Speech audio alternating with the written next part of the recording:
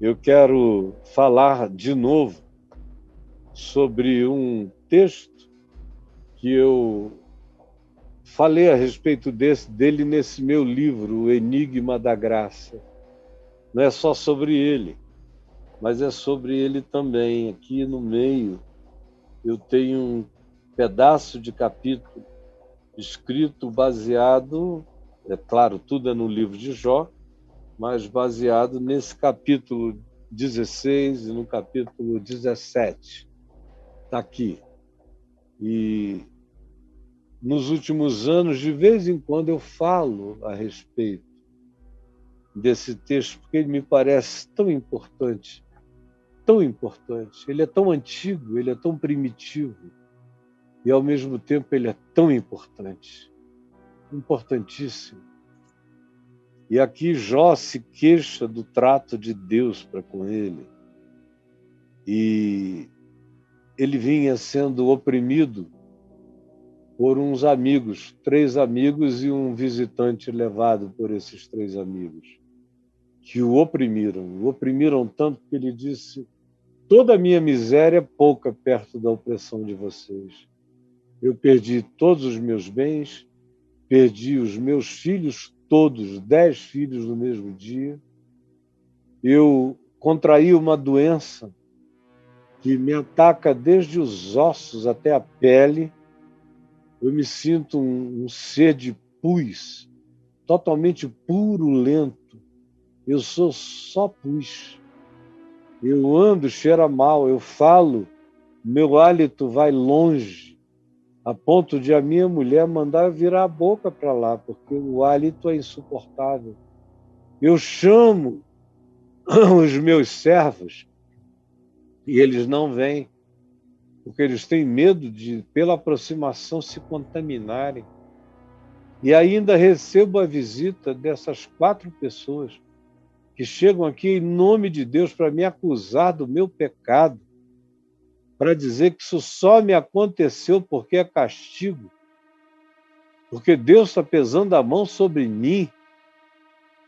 E eles deviam ser os meus amigos que me ajudassem, vieram aqui para me molestar, para pegar os seus cacos e rasparem as minhas feridas sem piedade, sem untá-las, sem ungi-las com óleo.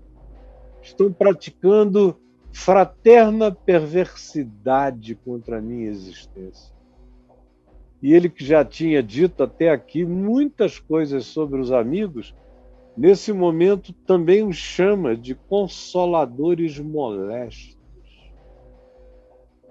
E não terão fim essas palavras de vento.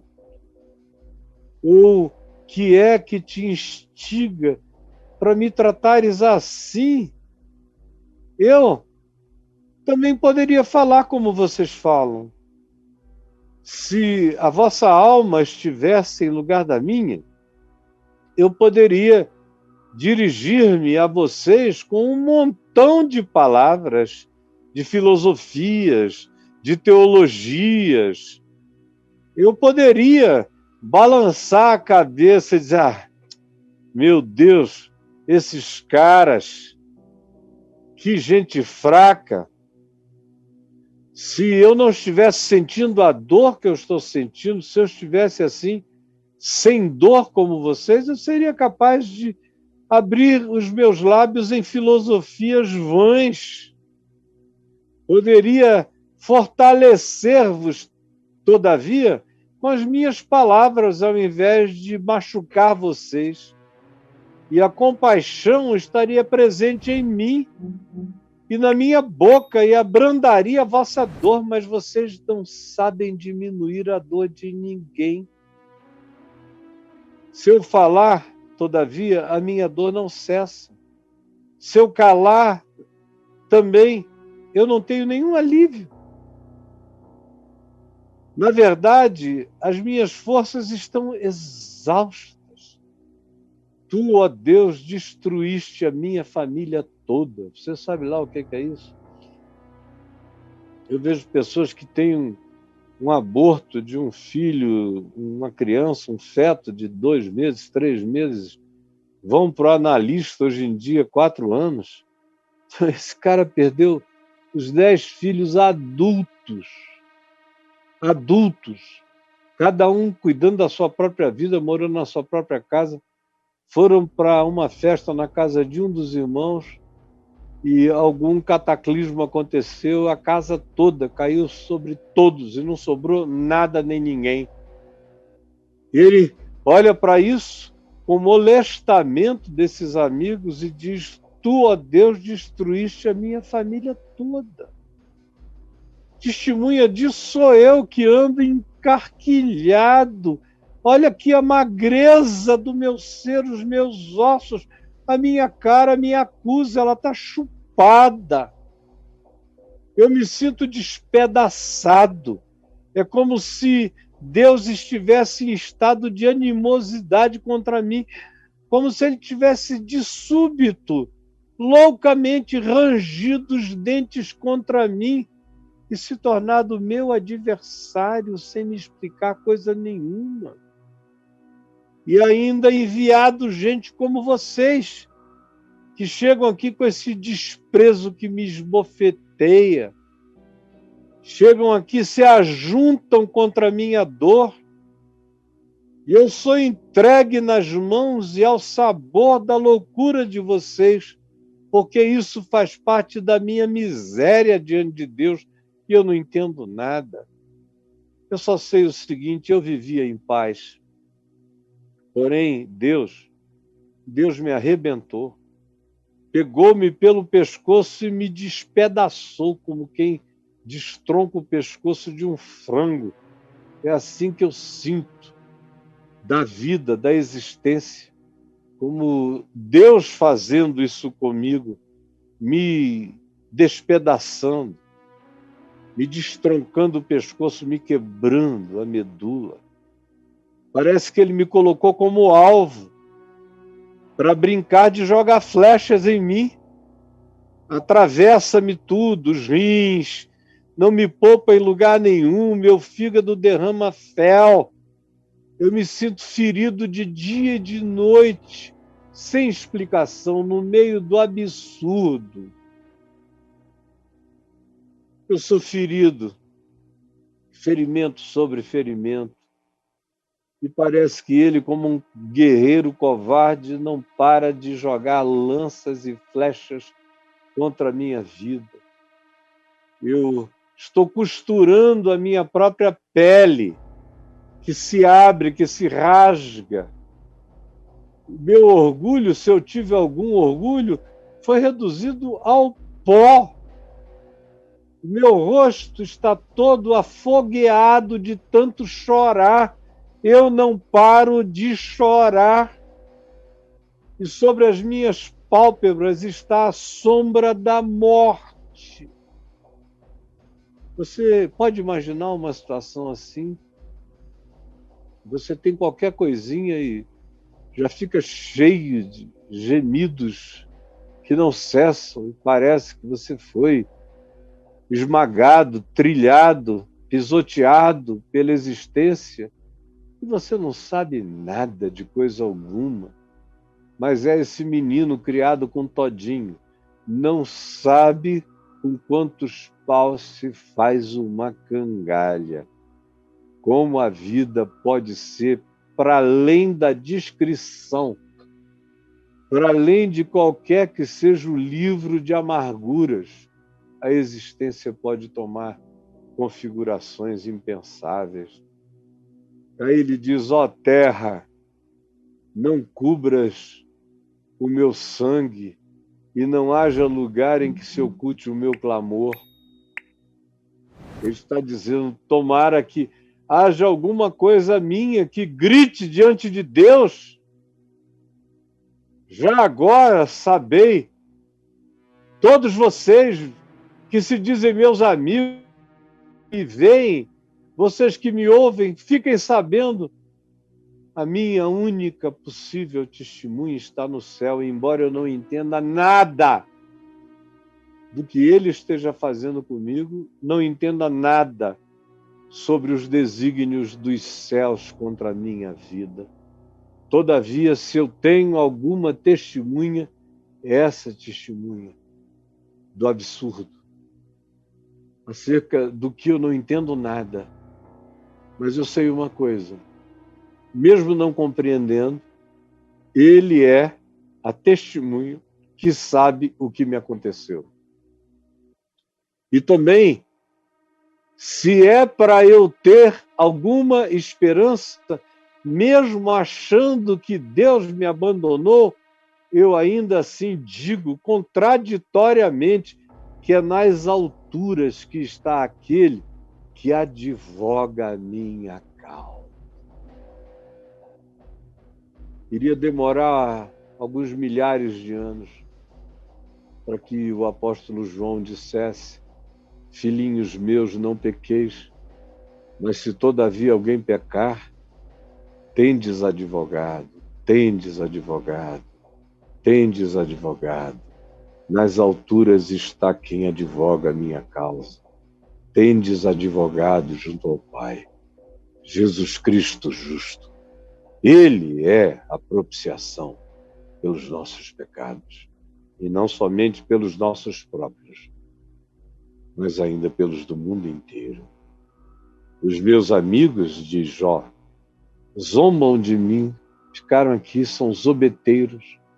Eram eles que eu pensei que eram os meus amigos e acabaram sendo os que zombaram de perto da minha própria agonia. Mas os meus olhos se desfazem em lágrimas diante de Deus.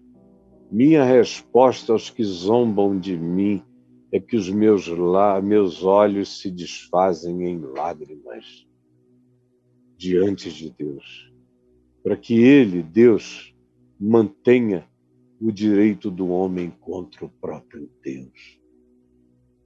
Olha que coisa mais linda. Ele diz: Deus, eu não consigo entender nada.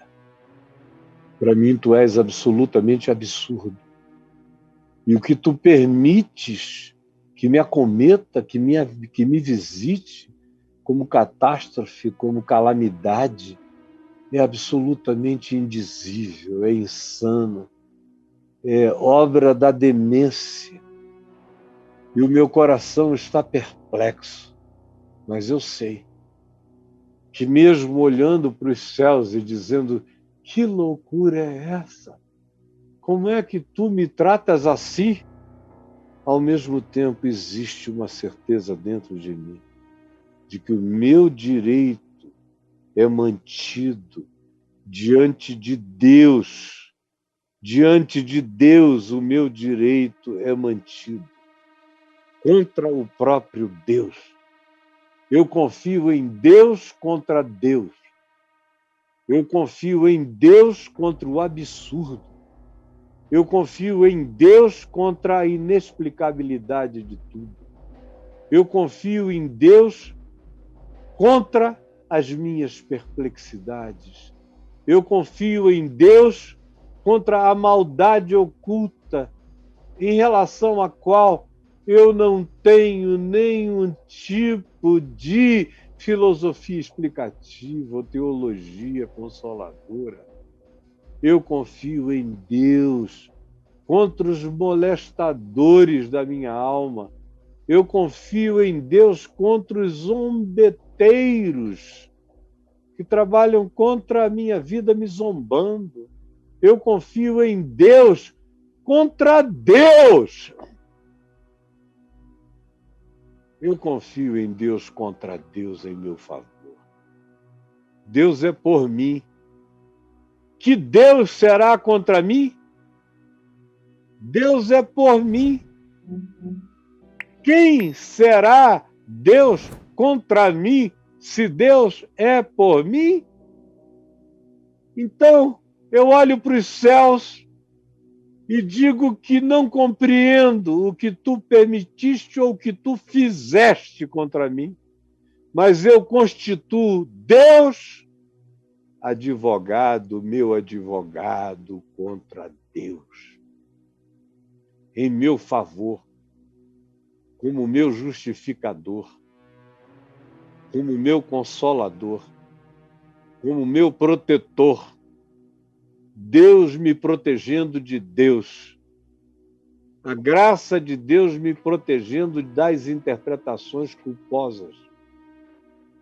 A minha confiança na justiça justificadora de Deus se levantando para ser minha testemunha contra a inexplicabilidade da minha condenação, da minha sentença, da minha agonia, da injustiça que eu vivo.